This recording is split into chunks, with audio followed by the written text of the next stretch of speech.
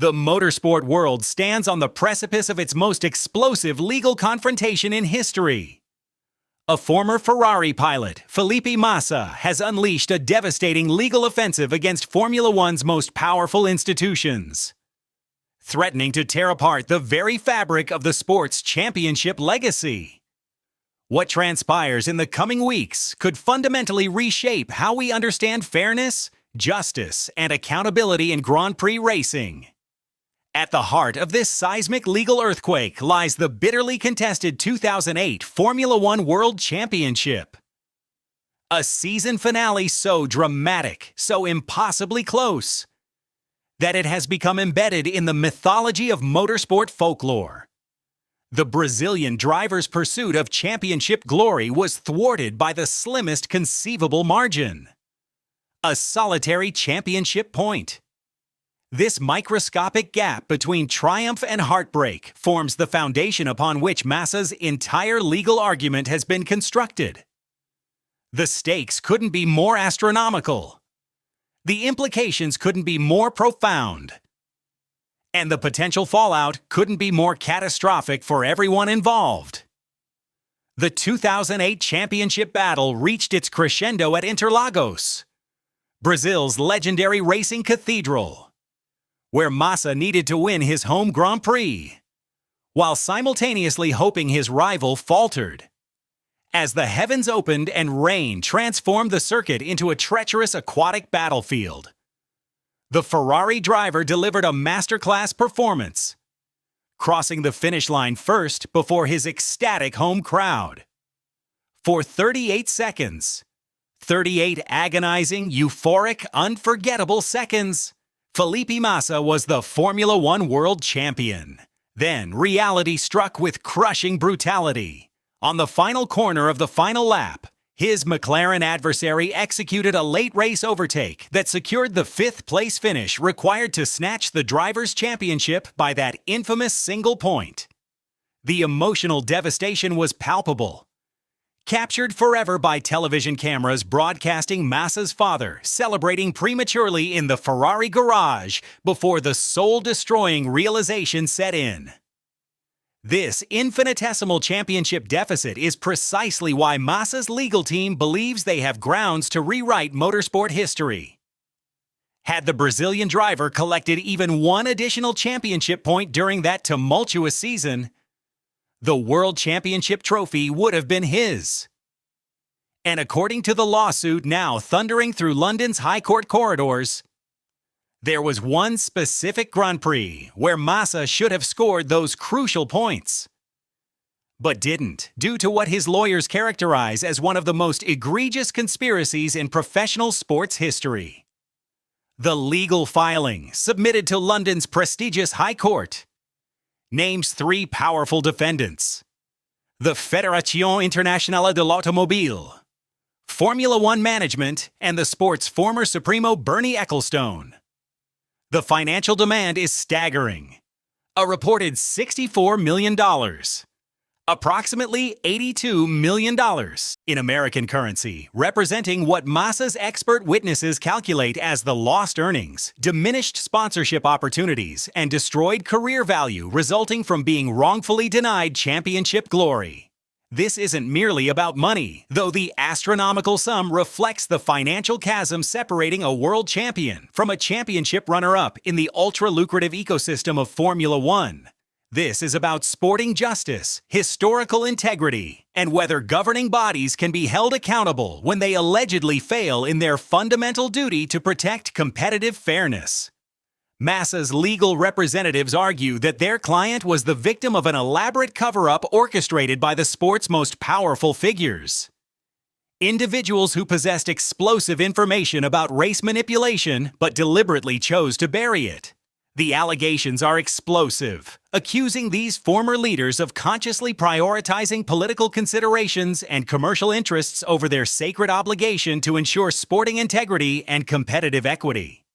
The Singapore Grand Prix of 2008 was supposed to be a historic milestone, Formula One's inaugural night race under the spectacular glow of floodlights in the Marina Bay Street Circuit. What actually transpired that September evening was something far more sinister. something that would eventually earn the notorious moniker Crashgate, and cement its place as one of motorsport's darkest chapters. The events that unfolded would not only alter the championship trajectory, but would expose a level of deliberate race manipulation that shocked even the most cynical paddock veterans. During lap 14 of the Grand Prix, Renault driver Nelson Piquet Jr.'s yellow and blue machine suddenly veered violently into the unforgiving concrete barriers at turn 17, triggering a safety car deployment that would cascade into championship-altering consequences. At the time, this appeared to be nothing more than a rookie driver error. Another unfortunate incident on a challenging street circuit. The racing community thought nothing more of it. The stewards investigated briefly and moved on. The FIA's race director filed the standard incident report. But beneath the surface, something far more calculated and sinister had just been executed. The truth, which would remain buried for nearly a year, was that this crash wasn't accidental at all. Piquet Jr. had deliberately planted his Renault into the wall, executing a premeditated plan orchestrated by team principal Flavio Briatore and chief engineer Pat Symonds. The explicit purpose was to manufacture a safety car period that would strategically advantage his teammate Fernando Alonso, who had pitted for fresh Bridgestone tires just moments before the deliberately triggered incident. As the safety car bunched up the field and competitors scrambled to the pit lane under the artificial caution, Alonso suddenly found himself cycling to the front of the order, while his rivals lost crucial track position. Felipe Massa had been commanding the Singapore Grand Prix, leading from the front with the dominant pace that characterized Ferrari's strong performance that weekend. When the safety car was deployed following Piquet's suspicious impact, the Brazilian was summoned to the pit lane for his scheduled stop. What happened next was the kind of disastrous pit stop that haunts racing drivers in their nightmares. As Massa accelerated away from his pit box, the Ferrari crew hadn't fully disengaged the refueling hose. The green light illuminated prematurely, and Massa dutifully followed his team's signal to exit, not realizing he was still physically connected to the refueling rig. The FIA launched an immediate investigation, which confirmed the allegations through testimony, technical data analysis, and team radio communications. The sanctions were severe and unprecedented. Flavio Briatore received a lifetime ban from FIA-sanctioned motorsport activities. Pat Symonds received a 5-year suspension. The Renault team itself faced a permanent ban from Formula One, though this was ultimately suspended. The punishment sent shockwaves through the sport, establishing that deliberate race manipulation would not be tolerated under any circumstances. But here's where Massa's legal argument gains its most explosive potency. Despite these devastating sanctions and the official confirmation that the race outcome had been fraudulently manipulated, the FIA made a controversial decision that still reverberates through the sport. They chose not to annul the Singapore Grand Prix results. Their justification invoked a long-established principle in motorsport governance. Championship results are considered legally final after the FIA prize-giving gala, the ceremonial conclusion to each season where trophies are officially presented and the sporting year is formally closed. By the time Crashgate was exposed in mid-2009, the 2008 championship had already been ceremonially concluded, the trophies distributed, and the results entered into the permanent record books. The FIA argued that reopening finalized championships would create an untenable precedent, potentially subjecting every historical result to perpetual challenge and rendering the sport's record books meaningless. The legal framework of Massa's claim rests on multiple alleged breaches. First, they argue the FIA violated its own sporting regulations, specifically those requiring immediate and thorough investigation of serious incidents that could affect championship outcomes. The FIA's International Sporting Code mandates that governing bodies must act with transparency and investigate potential sporting fraud promptly. By allegedly knowing about Crashgate but choosing not to investigate until after the season concluded, Massa's team contends the FIA breached these fundamental regulatory obligations. The presiding judge has now reserved judgment, meaning the court is taking time to carefully consider the complex legal arguments before issuing a ruling. This decision will be nothing short of momentous for Formula One's future. If the judge dismisses the case on time bar grounds, Massa's legal challenge ends immediately, and the 2008 championship results will remain permanently in the record books as they currently stand. But if the judge rules that the case can proceed to full trial, Formula One faces the prospect of extensive disclosure requirements, meaning internal documents, emails, minutes from meetings, and contemporaneous communications from 2008 and 2009 would need to be produced for examination. Such disclosure could potentially reveal uncomfortable details about decision-making processes within the FIA and Formula One management during that controversial period. The financial claim of $64.82 million reflects sophisticated economic analysis of what a Formula One World Championship is actually worth in tangible financial terms. Championship winners command substantially higher sponsorship fees, appearance fees, and salary negotiations compared to runners-up. They secure more lucrative long-term contracts, attract premium personal sponsorship deals, and maintain higher commercial value throughout their post-racing careers. Expert witnesses have examined Massa's career trajectory post-2008 and calculated what his earning potential would have been as a world champion compared to what he actually earned as someone who nearly won the championship.